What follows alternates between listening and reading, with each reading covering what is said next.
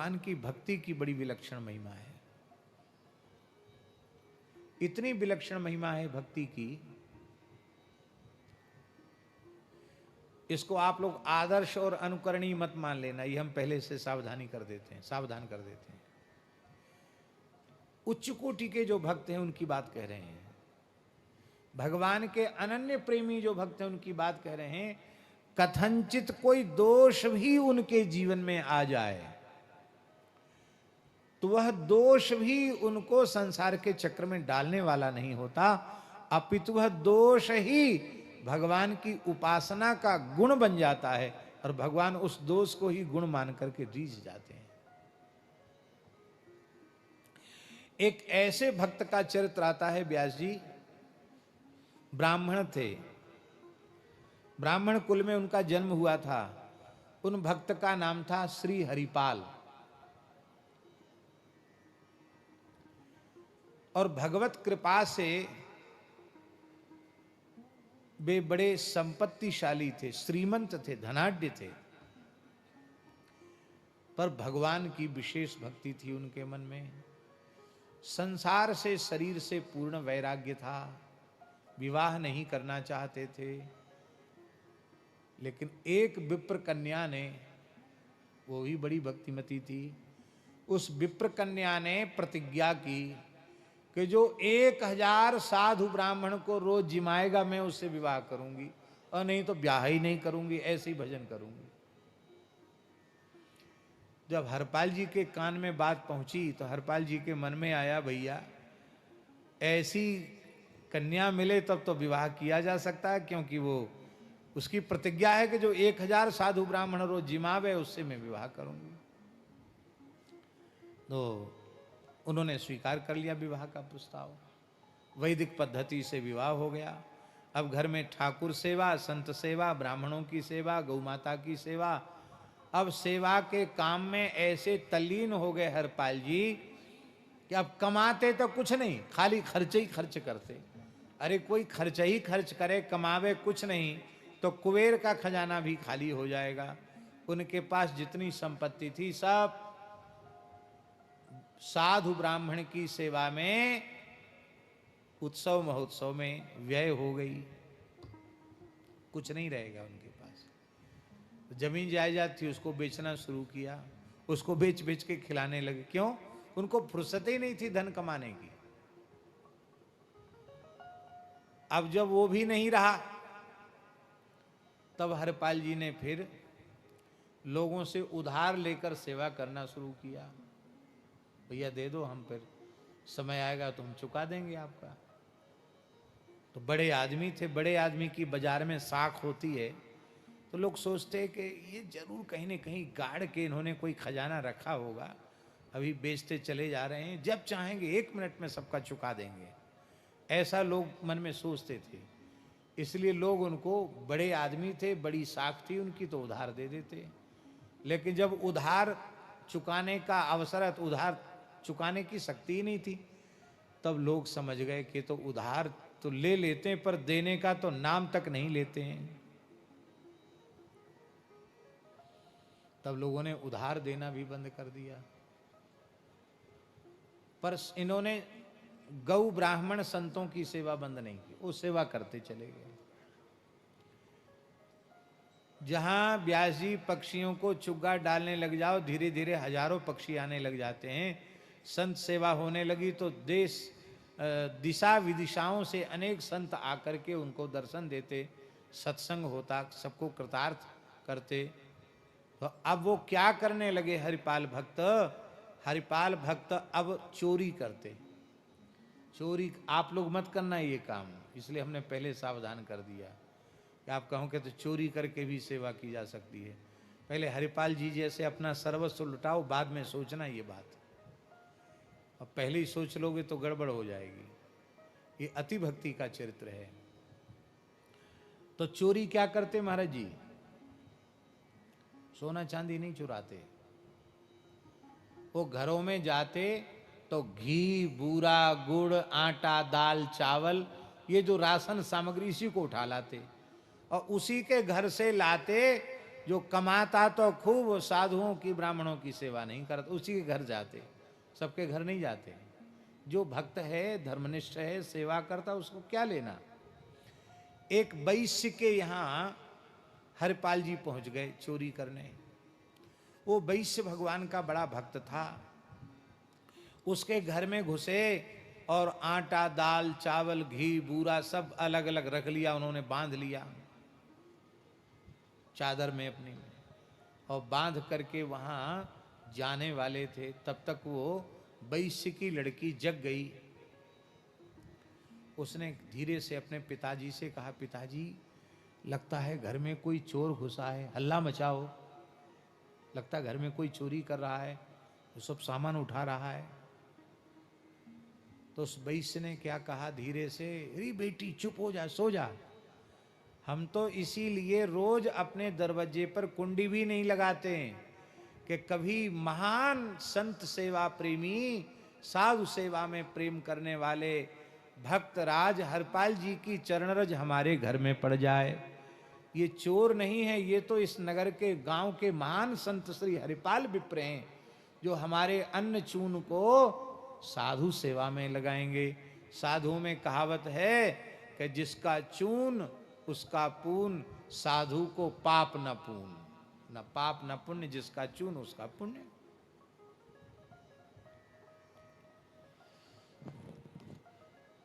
अब हरपाल जी के कान में बात पड़ गई, अरे बोले ये तो धोखा हो गया, किसी भक्त के घर में आ गए हम। तो अपने गांठ का पिछौरा भी वहीं छोड़ के चले आए। पर वो वैश्य भी कम नहीं था व्यास जी। वो वैश्य सवेरे ही सारा सामान लेकर पहुंच गया। बोले महाराज मेरे मन में बहुत दिन से मनोरथ था कि आपके यहाँ कुछ अन्न चून सेवा में लग जाए, आपका वस्त्र भी है, ये भी है, और कुछ अधिक ले जाकर उसने समर्पित किया। ऐसे सेवा करते थे। एक दिन ठाकुर जी ने परीक्षा ली। जैसे ब्रह्मचारी जी के समाज बड़ी साथ बड़ी जमात है, ऐसे ही कोई विशिष्ट महापुरुष आए, उनके साथ संतों की बहुत भारी जमात थी। और वो जमात जैसे हरपाल जी के यहाँ पहुंची, हरपाल जी ने सबको साष्टांग प्रणाम किया, आओ आओ महाराज महाराज विराजो विराजो विराजो।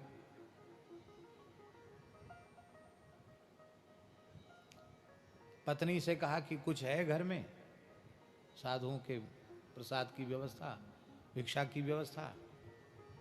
पत्नी ने कहा स्वामी आपसे क्या छिपा हुआ है, कुछ नहीं है घर में। अच्छा कोई बात नहीं, महात्माओं को पता न चले, कहीं इनको पता चलेगा कि घर में कुछ नहीं है, कहीं चले गए साधु तो ठीक नहीं होगा। इनको प्रेम से बिठाओ और देख तेरे कान में थोड़ा सा स्वर्ण है, उसी को दे करके और कुछ बाल भोग की व्यवस्था हो जाए, और बाकी व्यवस्था सब ठाकुर जी करेंगे। तो अब रात तो थी नहीं जो ले आते, दिन था, क्या करें। तो आज मन में सोचा कि दिन दहाड़े ही राहजनी करेंगे। राहजनी जानते हो ना, राहजनी समझते हैं कि नहीं, रास्ते में खड़े होकर किसी को लूट लेंगे। तो हरपाल जी निरंतर भगवान नाम का जप करते हुए बड़े बड़े तिलक धारण करते थे, तुलसी माला, और वो लठ पर अपनी ठोड़ी टिका के खड़े हो गए। और हे द्वारिकाधीश प्रभु, आज संतों की लाज रख दो, आज हमारे मेहमान घर में आए हैं, घर में खाने को कुछ नहीं है, कोई मालदार आदमी भेज दो, एक बार में ही लूट कर सब व्यवस्था हो जाए। तो दूसरा कोई मालदार तो नहीं आया, स्वयं रुक्मिणी जी के साथ द्वारिकाधीश भगवान आ गए। अब द्वारिका में ये बढ़िया से दिखा सकते हैं किसी प्रसंग में। तो जैसे ही ठाकुर जी वहां चलने लगे द्वारकाधीश प्रभु, तो रुक्मिणी जी ने कहा कि प्रभु इतनी हड़बड़ी में इतना सेठ बनकर और इतना हीरा जवाहरात पहन के, कहाँ बढ़िया पगड़ी वगड़ी बांध के, खूब अंगूठियां पहन के, हाथ में क्या होता है वो सोने के कड़ा वगैरह पहन के, कमर में कोंधनी बांध के खूब सोना लाद लिया। भगवान बोले ये सेठ के नाटक में आप कहाँ जा रहे हो। भगवान बोले ये तुम्हारी आदत बहुत खराब है, चलते समय टोकना नहीं चाहिए, टोकने से असगुन हो जाता है, सगुन बिगड़ जाता है। लक्ष्मी जी ने, रुक्मिणी जी ने कहा इतना क्यों नाराज हो रहे हैं, झल्ला रहे हैं हमारे ऊपर। अरे सही सही बताओ कहाँ जा रहे हो इस नाटक में? सेठ बनकर ये किसका, ये सेठ वाला भेष धर के कहाँ नाटक करने जा रहे हो? सांवलिया सेठ बनके तो नाटक आपने किया, अब कौन सा नाटक करने वाले हो? श्री ठाकुर जी के नेत्र भर आए, बोले देवी विलंब मत, तुम बातों में मत अटकाओ, मेरा भक्त अधीर होकर मुझे पुकार रहा है। आज मैं उस अकिंचन भक्त का दर्शन करने जा रहा हूं। क्या कहा? दर्शन देने जा रहा हूं नहीं, क्या कहा? मैं अकिंचन भक्त का दर्शन करने जा रहा हूं। रुक्मिणी जी ने कहा तब तो हम जरूर चलेंगे। आपका दर्शन ब्रह्मा देवता करना चाहते हैं और आप जिसका दर्शन करने जा रहे हो उसका दर्शन तो हम जरूर करेंगे। तो भगवान बोले बात मत करो, जल्दी सेठानी बन जाओ और बढ़िया बढ़िया आभूषण धारण कर लेना। माताओं को आभूषणों से बड़ा प्रेम होता है और उनके पतिदेव उनको प्रसन्नता पूर्वक अनुमति और दे दें, फिर तो क्या कहना। लक्ष्मी जी, रुक्मिणी जी तैयारी कर रही थी, अरे भगवान जल्दी जल्दी चलो, जल्दी करो जल्दी करो। जल्दी जल्दी लक्ष्मी जी ने आभूषण धारण किए, सेठ सेठानी बनकर और सीधे हरपाल जी के सामने प्रकट हो गए। वो तो आंख मूंद करके भगवान का चिंतन कर रहे थे, जप कर रहे थे। प्रभु आज हमारे घर में मेहमान आए हैं, आपके प्राण प्यारे संत आए हैं, आप लाज रखना, संत भूखे न चले जाएं। तो ठाकुर जी के आभूषणों की आवाज उनके कान झम झम, इतना पहने थे ठाकुर जी। नेत्र खुले, देखो रे बड़ी बड़ी मालदार आदमी है, इतना इन्होंने शरीर पर पहन रखा है तो घर में इनके कितना होगा। तो हरपाल जी ने हाथ जोड़कर कहा भगत जी राम राम। भगवान कुछ नहीं बोले। अरे भगत जी आपने सुना नहीं, जय श्री कृष्ण, जय द्वारिकाधीश। इतना सुनते ही तो ठाकुर जी तो नाटक करने गए, क्रोध में तिलमिला गए। अरे बोले हम खूब समझते हैं, तुम्हारे जैसे ये भक्तों का भेष बनाने वालों ने देश का बेड़ा गर्क किया है। हाँ, दिन भर राम राम करते हो, रात में चोरी करते हो, हम सब जानते हैं। वो तो भगवान तो ठीक ही बोल रहे थे, दिन भर राम राम करते हो, रात में चोरी करते हो। ये तुम्हारे जैसे लोगों पर हम विश्वास नहीं करते हैं और हम तो ऐसे ढोंगियों को भीख तक नहीं देते हैं। जाओ अपना रास्ता नापो। हरपाल जी ने सोचा मन में कि ये तो बहुत भारी दुष्ट है, ये महाविमुख है, ये भगवान के नाम को सुनकर इसके भीतर आग लग गई। अरे राम राम बड़ा भारी, ऐसा नास्तिक आदमी तो हमने देखा नहीं, इसको तो जरूर लूटना है। तो हरपाल जी बोले कोई बात नहीं भगत जी, मेरी बात से आपको कष्ट हुआ, आप क्षमा करें, मैं आपकी कोई सेवा कर सकता हूँ, सहायता कर सकता हूँ, तो आप मेरे लायक कोई सेवा बताइए। भगवान बोले कि हमको अमुक नगर तक जाना है और हमारे पास तुम देख ही रहे हो कि बहुत आभूषण हैं और कुछ हीरे जवाहरात, कुछ मुद्राएं भी हमारे पास, कुछ धन भी है हमारे पास। और हमने सुना है कि यहाँ इस क्षेत्र में एक बहुत बड़ा डकैत है, उसका नाम हरपाल है, लूट लेता है वो, तो उससे हमको बड़ा डर लग रहा है। तो उससे सुरक्षित बचाकर हमको इस जंगल के रास्ते को पार करा दो। हरपाल जी बहुत प्रसन्न हुए, चलो हमारे ही नाम ले रहा है। बोले हाँ हाँ है तो वो बहुत ऐसे ही आदमी जो आप कह रहे हैं, आपने ठीक कहा, पर एक बात है, हम आपको वहाँ तक पहुँचाएंगे, आपका कुछ सामान भी उठाएंगे, आपको वहाँ तक पहुँचाएंगे सुरक्षित, तो आप हमको क्या देंगे? बोले तुम जो इच्छा हो सो मांग लो। तो हरपाल जी ने कुछ मांग लिया, कहा देखो हमको मजदूरी पहले दे दो, क्योंकि हमारे घर में कुछ मेहमान हैं जिनसे उनके कुछ प्रसाद की व्यवस्था हो सके। और हरपाल जी को उन्होंने कुछ दिया और उन्होंने घर जाकर दे दिया, सब व्यवस्था हो गई। अब हरपाल जी चलने लगे तो ठाकुर जी ने क्या कहा कि देखो भगत तुम आगे आगे चलना और हम पीछे पीछे चलें, क्यों? एक तो रास्ता तुम्हारा देखा हुआ, हमारा रास्ता देखा हुआ नहीं है। दूसरी बात यह है कि सामने से कोई चोर बदमाश, कोई शेर भालू चीता कोई आ गया तो कौन हमारी रक्षा करेगा? आप आगे आगे चलो। तीसरी बात, आप पीछे मुड़ के मत देखना, क्यों? हम अपनी सेठानी के साथ क्या बात करते हैं? आप भगत आदमी, आपको सुनने की क्या जरूरत है? आपको देखने की क्या जरूरत है? हाँ, बिल्कुल ठीक बात है, हम नहीं देखेंगे। अब ठाकुर जी रुक्मिणी जी से बात कर रहे हैं, देखो रुक्मिणी जी बीच बीच में कहते हैं कि कुछ गौ सेवा करने। अरे बोले महामूर्खता का काम है गौ सेवा में पैसा खर्च करना। साधु सेवा, अरे बोले ये तो और ही वज्र मूर्खता का काम है। ये निठल्ले बाबाजियों को खिलाने से क्या मिलेगा? अरे पैसा है, पैसे से पैसा बढ़ता है, इसको और बढ़ाना चाहिए। देखो इतने खजाने वहाँ भर गए हैं, अब वहाँ एक नया खजाना स्थापित करना है, वहाँ नया धंधा खोलना है। अब रुक्मिणी जी भी भगवान का रुख समझ रही, रुक्मिणी जी सेवा की बात कहती, भगवान उसको फटकारते हैं और ये कान में सुनते हैं, पीछे देखते नहीं, क्यों? शपथ दिला दी है। भगवान ने ऐसा क्यों किया? ऐसा इसलिए किया कि भगवान सोच रहे हैं ऐसा साधु सेवा प्रेमी, ऐसा अकिंचन भक्त, इसकी चरणरज में मस्तक पर लगाऊंगा, ये देखेगा तो मेरी लीला बिगड़ जाएगी। अनुब्रजाम हम नित्यम पूये ये त्यंग्री रेणु भी। अब बातचीत सुन के उनको निश्चय हो गया कि ये मालदार बहुत है, लेकिन आज तक इसने कोई अच्छा काम किया ही नहीं। ऐसे आदमी का धन तो सेवा में लग जाए तो बहुत अच्छा है। तो बीच जंगल में उन्होंने अपना साफा खोला और बिछा दिया रास्ते में, जोर से लठ पटका धरती पर। खबरदार, एक पैर यहां से आगे बढ़ाया तो जितना माल पानी ये सब रख दो, यहां सारे आभूषण उतार कर यहां रख दो। भगवान ऐसे ऐसे कांपने लगे।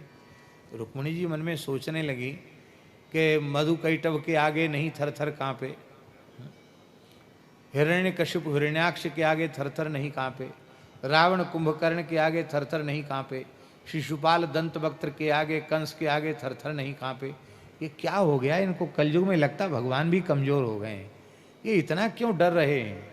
रुक्मिणी जी की समझ में नहीं आ रहा था। वो अब तक यही नहीं समझी थी कि यही भक्त हैं, पर ठाकुर जी ने सब डरते डरते सब आभूषण उतार दिए। रुक्मिणी जी की ओर कहे, तू क्या कर रही है? रख सब आभूषण। रुक्मिणी जी ने भी सब रख दिए। एक कन्नी उंगली में एक अंगूठी रह गई। हरपाल जी की नजर पड़ी, बोले ये क्यों रह गई? कहा ये थोड़ी ऐसी है कि वो निकल नहीं रही उंगली से। क्यों नहीं निकल रही है? हम निकालेंगे तो सब निकल आएगी। अरे नहीं, ऐसे तो उंगली छिल जाएगी, टूटे ही जाएगी उंगली। बोले उंगली छिले चाहे टूटे फिर ठीक हो जाएगी, पर इस अंगूठी को हम नहीं छोड़ सकते, क्योंकि पता नहीं कितने संतों की सेवा इस अंगूठी से हो जाएगी। उस अंगूठी को बलपूर्वक खींचना चाहते थे। रुक्मिणी जी रुष्ट होकर कुछ साप देना चाहती थी, तब तक भगवान द्वारिकाधीश रूप में प्रकट हो गए। बोलो द्वारिकाधीश की।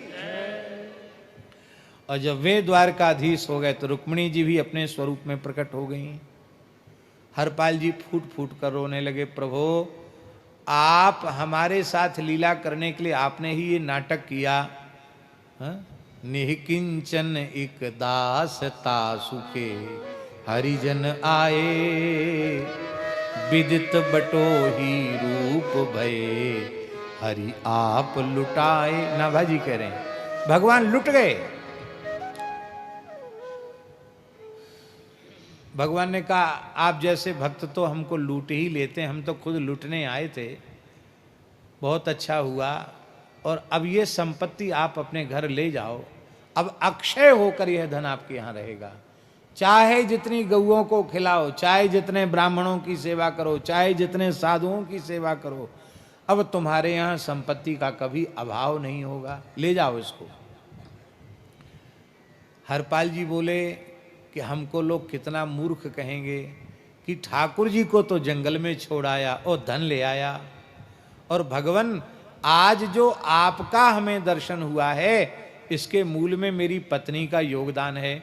उसकी साधु सेवा में भावना न होती तो आज आपका दर्शन हमें कैसे होता। हम यहाँ से लौट के जाएंगे और धन देंगे, और वो पूछेगी कहाँ से लाए, तो सारी बात बतावेंगे, और जब सारी बात बतावेंगे तो वह बड़ी दुखी होगी कि बताओ हमको दर्शन भगवान का नहीं हुआ। तो आप कृपा करें, आप मेरी पत्नी को भी दर्शन देकर कृतार्थ करें। तब ठाकुर जी हरिपाल जी की गोद में आ गए। रुक्मणी जी और ठाकुर जी को अंक में लेकर के हरिपाल जी आए हैं। कलिकाल की घटना है। और उन सभी संतों ने शंख चक्र गदा पद्मधारी भगवान का रुक्मणी जी के सहित दर्शन किया। सब कृतार्थ हो गए। अब देखो, यस्यास्ति भक्तिर भगवत्य किंचना, भगवान के चरणों में निष्काम भक्ति है तो एक दोष भी उन्हें भगवत साक्षात्कार कराने वाला हो गया। और जो भगवान से विमुख प्राणी हैं उनके सद्गुण ही उनके पतन का कारण बन जाते हैं।